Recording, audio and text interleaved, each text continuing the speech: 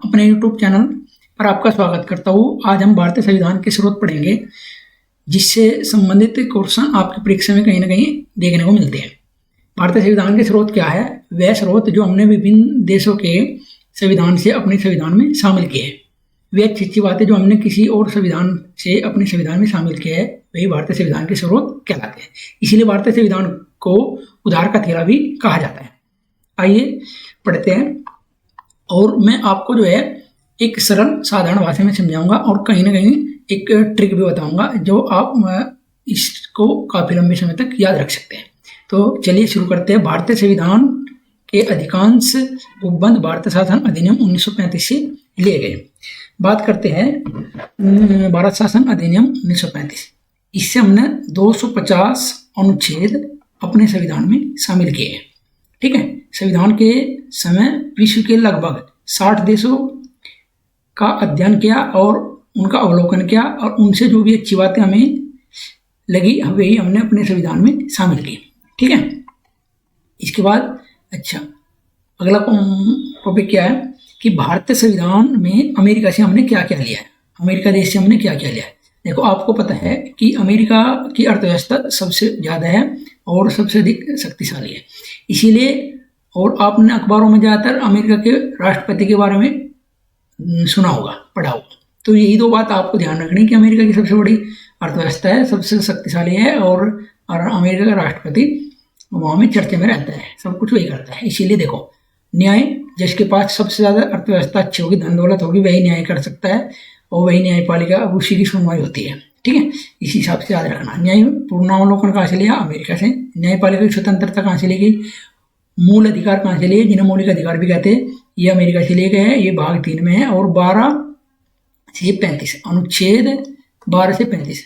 ठीक है। और जो मौलिक अधिकार है ये वर्तमान में 6 हैं, लेकिन कितने थे? 7 थे। संपत्ति का अधिकार हटा दिया गया है, अब ये कितने रह गए? 6 रह गए। ठीक है। उद्देश्य का विचार कहाँ से लिया? अमेरिका से। राष्ट्रपति पर महाभियोग, देखो मैं बता दें, राष्ट्रपति का पद, ये सब कुछ हमने अमेरिका के संविधान से लिया है। राष्ट्रपति पर महाभियोग अनुच्छेद 61 के तहत लगाया जाता है, और महाभियोग किसी भी सदन से लगाया जा सकता है, चाहे तो लोकसभा से लगा सकते हैं या फिर राज्यसभा से लगा सकते हैं। ठीक है। उपराष्ट्रपति का पद अनुच्छेद 63 में वर्णित है, यह भी हमने कहाँ से लिया गया है? अमेरिका के संविधान से। और वित्तीय आपात हमने कहाँ से लिया है? वित्तीय आपात भी हमने अमेरिका से लिया गया, और जो अनुच्छेद 360 के तहत है। अगर हम बात करें आपात की, तो आपात हमने जर्मनी से लिए, जो 3 प्रकार के हैं। ठीक है। उन्हीं में ये भी शामिल है। और जजों को हटाने की जो प्रक्रिया है, चाहे वो सुप्रीम कोर्ट का हो चाहे वो हाई कोर्ट का, वो हमने अमेरिका से लिया है।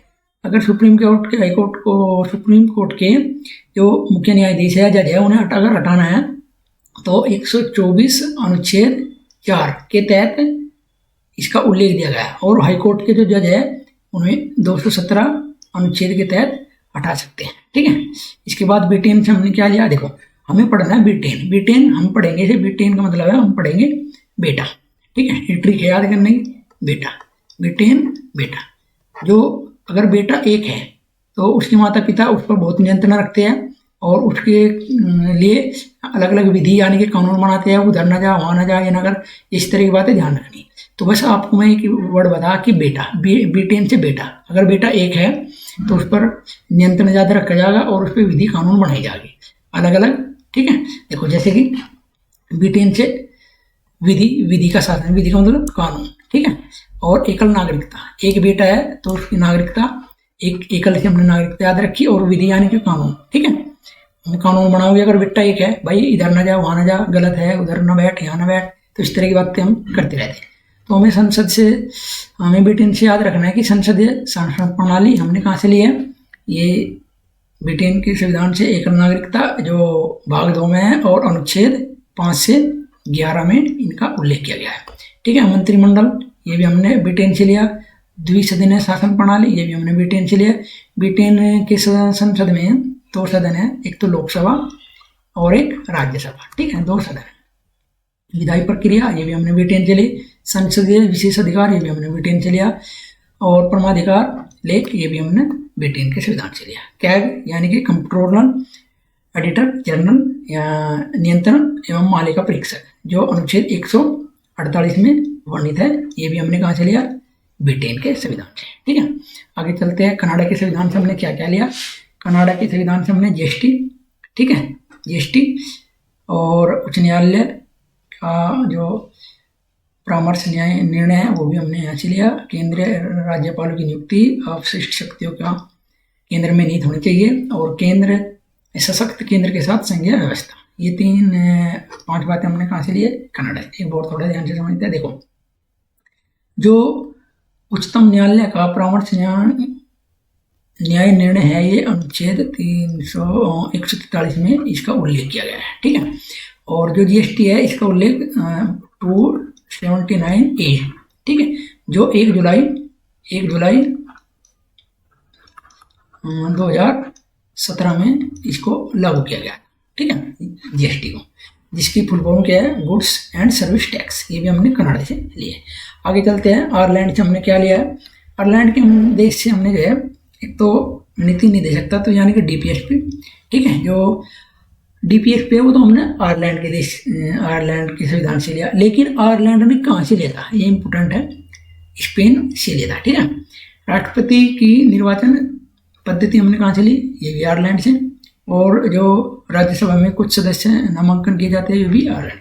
अच्छा, ट्रिक क्या है याद करने की, देखो आजकल की जो लेडी है वे आयरलैंडी है। आयरलैंडी का कहने का मतलब है कि वे अपने नीति निदेशकता तो खुद चुनते हैं, अपना पति, राष्ट्रपति का निर्वाचन वे अपने पति का निर्वाचन खुद करती है आजकल की लड़कियां। और अपनी शादी में भाई किसे बुलाना, उन सदस्यों को नामांकित भी खुद करती है। ठीक है, और ये डीपीएसपी हमने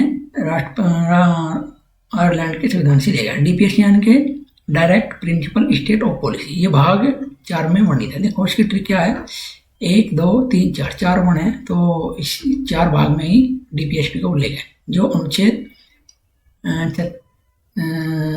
36 से 51, ठीक है, इनका उल्लेख है। आगे चलते हैं। ऑस्ट्रेलिया से हमने क्या लिया, देखो ट्रिक क्या याद करने की, ऑस्ट्रेलिया हमारा हमसे काफ़ी दूर है, तो काफ़ी दूर है, तो जब हम भाई कोई काफ़ी दूर अगर हमारे रिश्तेदार है या काफ़ी कोई व्यापार करते हैं, तो हम उसमें क्या करते हैं, देखो जब हम कहीं हमारे दूर रिश्तेदार है तो हम उसके पास काफ़ी समय तक बैठ खाते हैं कि भाई काफ़ी समय के बाद आए।